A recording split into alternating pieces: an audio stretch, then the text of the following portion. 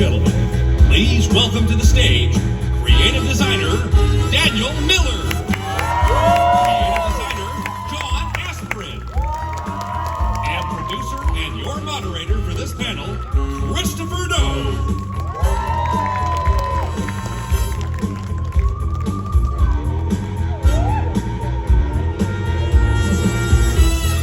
Love it. We are in the season of fog, so all we see is fog, and you all look amazing. Oh, there they are. I love it. I see lanterns. The old lanterns.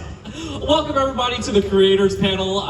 We're so excited to dive a little bit deeper into some of the mazes that you just heard about. Give it up for that wonderful announcement event with Jeff Tucker and the Boulay Brothers.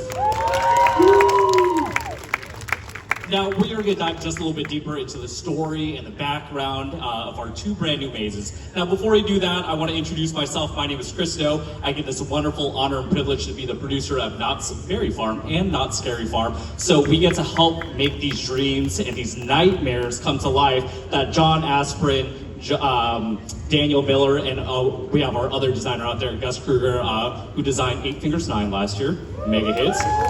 And we bring those to life, or death, I should say.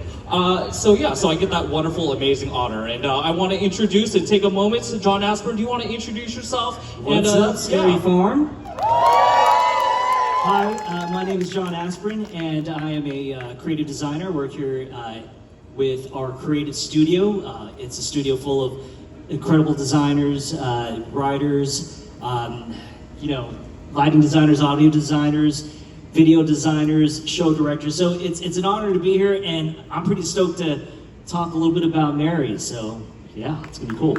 And fun fact about John Aspirin also designed one of our retiring mazes here, Grimoire, as well. So give it up for Grimoire. Daniel Miller, tell us a little bit about yourself. Hey, I'm Daniel Miller, creative designer. I've been here 27 years. And I have around 27 mazes under my belt, give or plus 1 or 2. So I love this job. This is a dream come true. I love scaring you guys. And I'm here to talk about the zoo. And then, fun fact about Daniel Miller is he also designed our other maze that's retiring this year. And one of the first mazes that I got to work on a little bit was Mesmer. So give it up for Mesmer as well. All right, so let's just jump right in. Let's talk about some mazes. We're ready. So the first maze we're talking about is Mary. John, you saw the video, we saw the trailer for Mary, The Haunting of Worth Home. Can you tell us a little bit more about the background synopsis of Mary? Yeah, let's get right into it. So I know you guys all saw the trailer, and it kind of hinted at a few things. Well, let's go over the synopsis. We'll take a deep dive into the backstory, but Bloody Mary is an exciting and haunting original adaptation of the terrifying childhood urban myth. The experience takes place during present-day Halloween as trick-or-treating guests arrive to a group home for misplaced teenagers and stumble inside the moment after the teenagers proclaimed the haunting words, I'm gonna say it, Bloody Mary, Bloody Mary, Bloody Mary. Begin the harrowing escape out of this modern group home and travel through the winding, darkened hallways, mirror-filled bedrooms, and creepy corners of the house. And finally into the dark, cold, and distorted world of Bloody Mary as she and her legions of creatures lurk in the dark as they prepare to snatch her soul forever into eternity. It's pretty wild. I love that. Now, we have Bloody Mary. You know, I've had my story that I've had a Bloody Mary. We've all heard our versions of Bloody Mary. Tell us some of your inspiration that you have, that you drew to kind of come up with Bloody Mary. Absolutely. So, for the inspirations, before I dive into the inspirations, just a kind of sort of little backstory, because, you know, we love our fans. We have the best fans in the world. And so, you know, before I dive into inspirations, let's kind of sort of elaborate a little bit just on the story itself. So, Mary, and this takes us back into like 1895. I'm not going to give the exact date because it's gonna throw it away. But she basically escaped this crazy trial, and she ended up starting a new life, you know, away, and found this beautiful family, found this beautiful husband, they had a beautiful daughter, and she was often envied by the townsfolk, right? And in all of this, on one harrowing night, one awful night, she came home to find that her husband and her daughter was brutally murdered. In that moment, the townsfolk came over and noticed that she was bloody. And at that point, because of their envy, they pulled her to the backyard. They beat her to death. They shamed her by cutting off all her hair. And just keep in mind, I'm going to say hair, and that's all I'm going to say, but I'm going to say it in the sense that you'll find this possibly throughout the maze. But in that moment, in her last breath, as they threw her in a shallow grave, and as you saw in the video, she basically closed her eyes, took one last breath, and it fast forwarded over to where we saw the modern day. But with Mary, in all of this incredible story, I think the beautiful thing about it is that there's almost a relatability. There's a parental instinct in all of this, and so there's a bit of a tragedy involved in it, as opposed to just blind rage. And so when she comes back in all of this, our story basically takes place, and actually I'm going to put that on pause, because when she wakes up in this almost crazy little underworld, and in this underworld she's looking for her family, and years passed, days passed, and as she's walking through, unable to find her family, she realizes that there's these creatures sort of just peeking out of the shadows and noticing her. So as years and years and years pass, and she aimlessly walks down this hallway, she hears Bloody Mary, Bloody Mary, and Bloody Mary. And at that moment, everything comes back. She remembers, the rage returns, the grief returns, and all that happens. And that's where our story picks up. And it takes place in the modern day. So, you know, in her home, it has, over the years, has transformed into this group home. And so, from the different laughter and the different smiles and the different scents, it's her home, but her family is nowhere to be found. And so this is where we get a chance to dive into what's next. And what I love about that is that everything that you're saying, you know, when we go through this maze, you know, we get 6, 7, 8, 10 minutes, you know, that we get to go through that. But so much of what the teams, these amazing teams that build this and things like that, we can utilize this story as that North Star. Oh, for right? sure. And so every time we're, you know, putting a body somewhere, this monster's doing this, we give them a reason why. And then, you know, that story is that North Star, why we do that. And that's what it is, too. It's like you have a sense of relatability, right? I mean, you know who that character is, and for any of you that are parents, there's this almost gutter instinct that really drives our narrative. And with that, some of the inspirations behind this, the first one is the fact that it's an urban myth, right? Like I can't tell you how many times I've you know, heard different stories of Bloody Mary. You know, I have family in the Philippines and a family in Hawaii, and even in those cultures, you know, there's an urban myth very similar to this, and so it resonates through different cultures and stuff. And so that's one thing that really inspired me. The next thing that inspired me was the fact that there's actual like historical references to Mary, right? Whether it's Mary, the first from England, whether it's you know, Mary Worth or whatever it is, there's historical references as to, you know, who Mary was or why she was called Bloody Mary, right? And the last inspirational point for me is it's just timeless. It's absolutely timeless. And I can't remember, actually I can remember, and it's probably some of you can remember, that moment that you saw the priest walking up to this foggy house, and they walk upstairs, and on the bed, after you enter the room, you see Reagan from The Exorcist.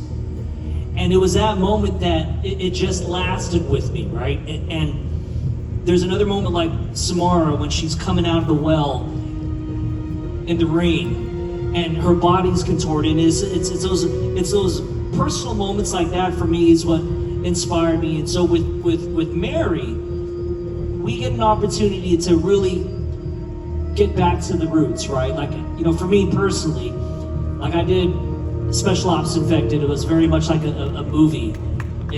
I love zombies. That's one of my favorite genres. Grimoire, Bloodline, all these had a different kind of fear. But for this, it's a little personal, right? I think for some of us, you know, as adults, I don't know how many of you all would turn off your lights and say Bloody Mary in the bathroom. And so it kind of cuts a little deep for this. And so with that, you know, these inspirations are really what drives us getting back to the core of what Knott's Scary Farm is, right?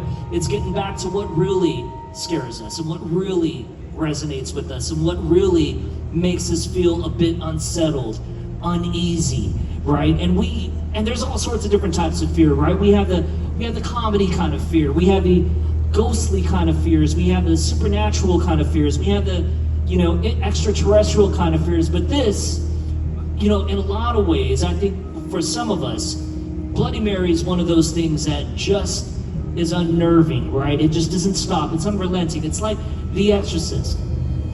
Fun fact, I don't think since I was 7 in Torrance and I closed my garage and tried to do it one time, I've never done that again. So I've never said Bloody Mary 3 times in a dark room, so we're not starting now. Oh, for sure, absolutely. Do you guys want to see some creatures? Okay, so we're gonna give you guys a little glimpse. You know, we talked a little bit about the story. Let's bring up the slide of some of the creatures.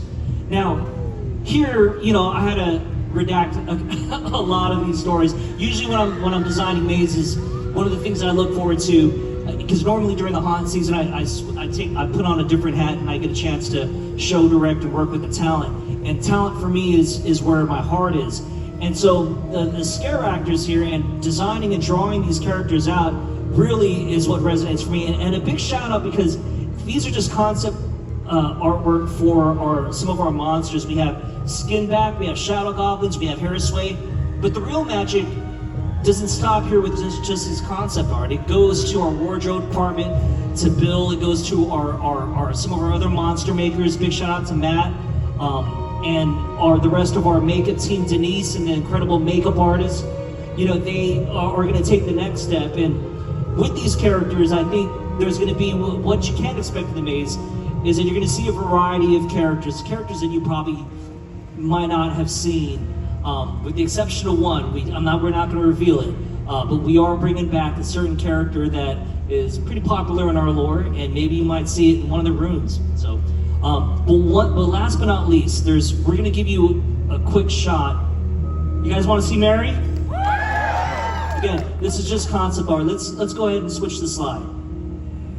So for us, Bloody Mary is someone that we wanted to really throw a little juxtaposition in who she is and who she was. And as you saw in the video, she was young, she was vibrant, she was beautiful, and again, like I said, she was envied by all the townsfolk. And in this tragedy of being shamed, of losing her family, of being bludgeoned and stoned to death, you know, we see a different side of her.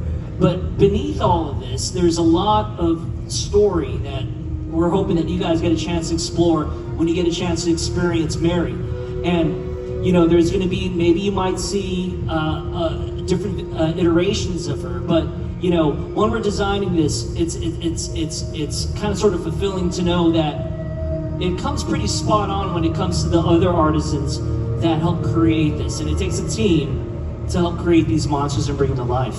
So John, you show some characters. Do you maybe want to show some rooms? Yeah, you guys want to see some rooms? Cool. Well, let's show some concept art. So let's take you through. This happens to be one of the bedrooms that you're going to go through, where you get a chance to see Mary. And again, you know, she had this long, gorgeous, beautiful hair, and you saw that it had a little through line narrative of the young lady that when it blasts you into the present day, and she was combing your hair. This is that scene where we get a chance to see Mary. And here you have kind of sort of Mary that kind of emerges from this mirror as the girl's combing her hair. and all of a sudden her scalp begins to peel back, and then you have this little, you have a cool little effect with her maybe coming forward and revealing herself on a physical level. So it's pretty cool. But the one thing that is very interesting in this is that it leads into like a couple more rooms into this next scene. And in this next scene, as you travel through the Worth home, you find your way inside the kitchen. And in this old, say, Victorian, house, the house has a lot of Victorian foundational pieces to it. You can see it in some of the moldings and some of the chair rails. You'll see that there is some age to it, but it has a tint of a little modern-esque appliances of sorts, right? You definitely feel like it's a livable space. And in this kitchen, one of the most, common places in our own homes that we find solace and that we get a chance to spend time with our loved ones is the kitchen or the dining room, right? And so it's a nice moment and an opportunity to see some of the supernatural elements in here. And in this concept art, you'll see that it leads to the backyard, something. So, and the final scene I think I'm going to share with you is in this backyard you will find a greenhouse. One of the things that we love with Scary Farm as designers, we get a chance to kind of sort of play with the space. And if you had a chance to walk the park and you saw the maze still under construction, it happens to take place in where Waxworks is. And so we have to be crafty and we have to be very creative in terms of how we use our spaces here at Scary Farm. And so in all of this, finding an opportunity to take you outside and to really immerse you into the world of Mary Worth and into this group home, we included this incredible, and I love, this is one of my favorite scenes, this greenhouse in which you really get a chance to see a little story beat moment and feel and hear a story beat moment that kind of sort of circles back to the video that you saw. So it's a nice little story moment. And what I love about this greenhouse, I remember walking through the maze recently, and as I'm walking through, I'm like, it's just right smack dead in the center. I'm like, oh, y'all built a greenhouse in here. Like, it is so cool that the teams got to do that. So it is awesome. John, thank you so much for telling us a little bit about Bloody Mary. Absolutely. Real quick though, I know we mentioned it earlier, but it's super important that I have to give a shout out to the folks involved in this, our production teams, our carpenters and all that, our props, paint, lighting, all the folks that you probably don't get a chance to see. They don't get enough flowers, and definitely on behalf of us, we wanted to say, all of our mazes would not be, possible without y'all. So thank you very much. Thank you very much for your wonderful seats out there. Thank you so much, John Aspirin. Let's move on to our next maze. We have the zoo. Daniel. So clearly, it's not Arkham Asylum that we're building. Tell us a little bit about the zoo. Or what was it, the candy cane one too? Oh yeah, Ginger Snaps. Yeah, it was Ginger We Snaps, saw the right? photos, y'all. Ginger Snaps. We love to trick. Here, We troll. So we put up signs and obviously never trust any of that.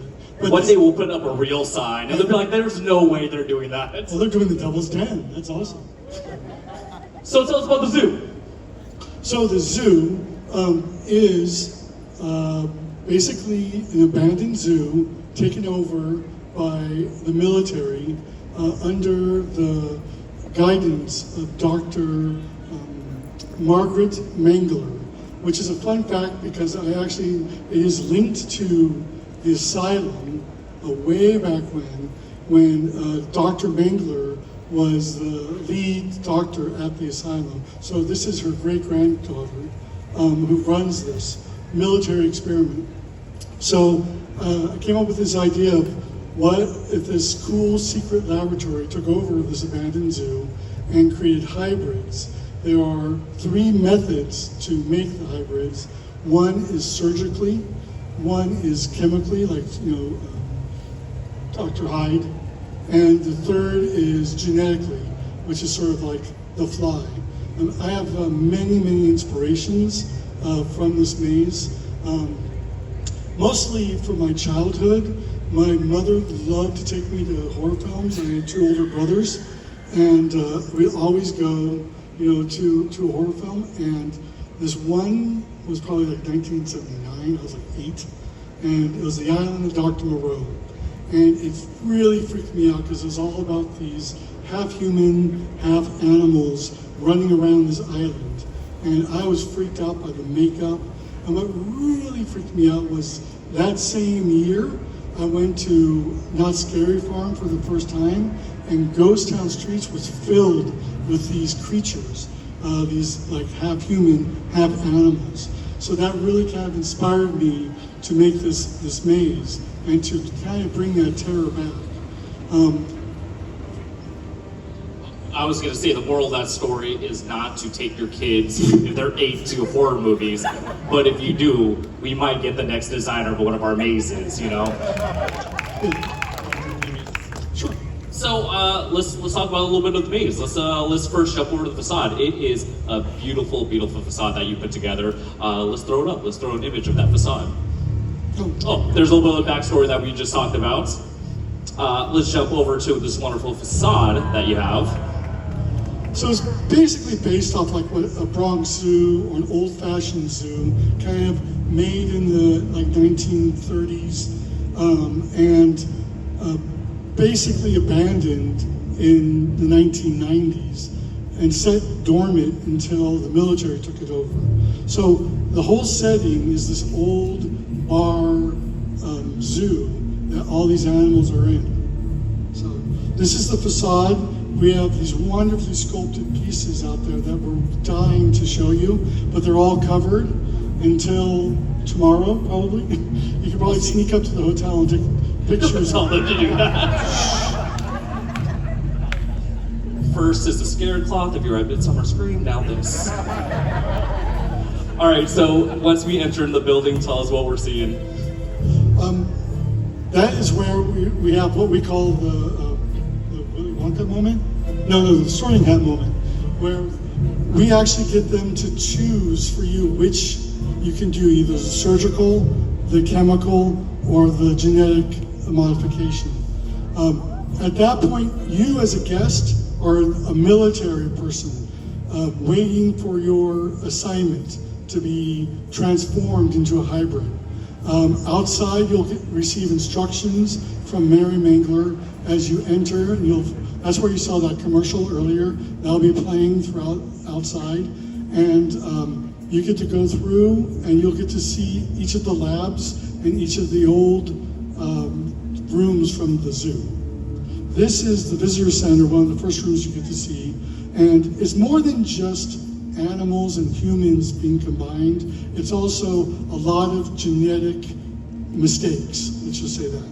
I love body horror movies. I love The Thing, and I love really grotesque creatures.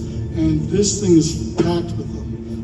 Things that you've never seen anywhere before. They're original designs. I blurred them out here because I don't want to spoil them too much. So you're telling me the monster's not going to have the word top secret on it, then? That's not physically there? That'd be kind of fun, though. Yeah.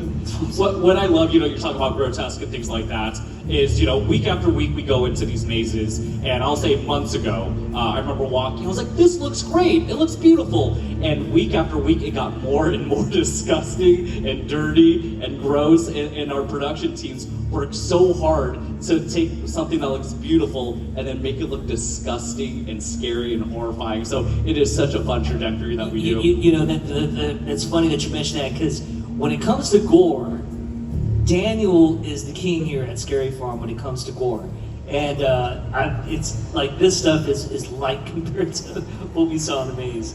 I have told Daniel on more than one occasion, I'm like, the face I'm making right now is a good face, but I'm sorry I look disgusting. So let's look at some of the elevations, some of the stuff that you're building. So this is an elevation for the facade. That was the first thing we drafted up. I just wanted to show this to you to show, again, what the hard workers out there do. The carpenters take this and build this and make an amazing facade. I believe the facade is the first puzzle piece to tell the story. I'm always into telling the story, and I don't know of another facade that could touch this. It's really cool. The next one is, there's this moment, and this is the aviary. So I wanted to create what I call a showstopper moment in the middle of the maze. And this is a 16-foot tall, climbable cage that the birds are in. So these half human, half like there's an eagle, a crow, and a raven. One of them is on this curve track that flies above your head in a curve. So really cool, it's very disorienting. Lots of bird poop on the ground, lots of blood and feathers everywhere. So it's a nightmare. Well, what other place do you go? Like, what did you do today? Oh, I put bird poop all over the floor. It takes a special place to do that. More than likely, it's like I'm like, more poop, more poop. That really was a note we had to go back to the technical director and say. You know, one cool thing that you brought with us today is some photos from inside of the maze. So let's show a little bit of what's happening inside the maze. So here's all the workers. The paint job in this maze is insane. We have such great painters. Glow Harrell, she was the paint charge on this.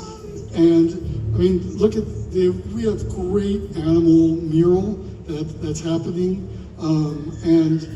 Unfortunately, I love my mazes dark, so you have to be kind of careful to watch out for them. There's all kinds of Easter eggs in there. There's an axolotl that is being in there. Very hard to see. That's a huge one. If you can see it in the maze, I give you 2 thumbs up.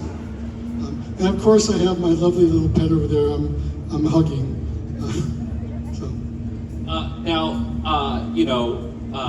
One thing about this, John talked about this a little bit, but like once again, like shout out to all the teams, from the props team, cart team, lighting, audio effect, show control, video, all the disciplines. Like these people bring it to life, so that's wonderful and it's awesome. And they are some of the most hardworking people, so I love them so much. So thank you all out there.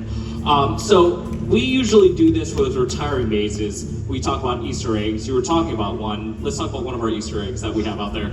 So this is such a fun Easter egg. Back in, I think 2003, I designed Asylum, which is one of my signature mazes. But I also, the same year, got to design Hatchet High. In one of the rooms, there was a 7-foot frog dissecting a human. So it was sort of like the tables were turned in high school with this big frog. Now this prop laid in effects for years, 15, 20 years. And the head was still there. And one of our painters, they were about to throw it away. She dug it out of the trash and said, hey, I want to keep this. Can I get permission to take it? She got permission, and she's a LARPer. And she actually took it to her fantasy LARPing group, and it became a deity. So they now call it Frogulus. And they all go around and they praise, they say, Hail Frogulus. So we have a whole mural based on Frogulus, and that's, the whole maze is covered in graffiti, like the LA Zoo, but in this corner, we had her paint the Hail Frogulus graffiti. So I don't know, do I hail Steve? Do I hail Frogulus? I don't know what to do. There's so many people to hail now. Now, there's this image that we see of this beautiful, beautiful mural of Frogulus. And I remember as we were walking through, Daniel showed me this mural. I was like, this is beautiful. And then Daniel said, yes, and we're going to put graffiti all over it. I was like, why? And we were all freaked out and afraid to put some graffiti on it. So we made the painter who painted this, like, you're going to be the person that spray paints this. We are not going to touch your amazing creation. So shout out to Gagny creating this amazing creation. So Jeff alluded to this a little bit earlier, talked about a little bit the 11 o'clock moments. Let's talk about the 11 o'clock moment, Daniel. So around, I think 5 years ago, we had this great, incredible maze called Trick or Treat Lights Out. People ask me, what is my favorite maze of all time? And it's not one of mine, it's Trick or Treat's Lights Out. Because it was so scary, because it was completely in the dark, and you controlled the flashlight, and it played over all these props that created shadows everywhere that moved. So the whole maze was moving. So I really thought, okay, I really like this idea of bringing back flashlights. So we decided to bring them back. But instead of just having it be like flashlights only, I also wanted to do a day show sort of. So we created a show moment where all the lights are and we tell all the story. And then at 11 o'clock, all the animals chew through all the power cords and create a blackout. There's going to be a little bit of a show moment right at 8 or 11 o'clock. And all the lights will cascade off. And everyone will be given a flashlight, and it's a search and rescue at that point, where you try to search the maze for survivors. So you go through, panning your lights, and everything is super dark. And I will confess something. You remember Jeff Tucker said the managers went through and they were freaking out their big chickens? That was me. So I came in one night at about 11 o'clock for the first time with Daniel to come check it out. I was like, this is, I say this in a good way. I was like, that was terrible. I do not want to do that again. So what did I do? I brought all the other managers in at 4 a.m. to go with me. And we went through that maze at 4 a.m. And we took those flashlights because it was nice and dark, just as like it's going to be during Scary Farm. And I will tell you, there were no monsters, no nothing, just like Jeff said in there. And on more than one occasion, I was like, son of a... So I'm excited to get to share that wonderful experience with all of you. So I really look forward to everybody getting to go through that after 11 p.m. Yes, yes. So anything else you want to share about the zoo, Daniel? No, I mean, I come out, see it. I mean, I'm very, one little secret about me is I always love to stay, if you want to find us on the first night of haunt, always kind of look at the back end of a maze, and we're always kind of gauging how people are going through there. And we always want to see their reaction, see how it freaks them out. Of course, now I have to be there twice, once at 11 and once at the opening, so. Yeah. Awesome. Thank you so much, John Aspirin. Thank you so much, Daniel Miller. And most importantly, thank you to all of you, our wonderful fans. We are not able to be up here without you all coming and attending and coming to Knott's Scary Farm. So thank you so very much. We will see you all in the fog starting September 18th. See you, John.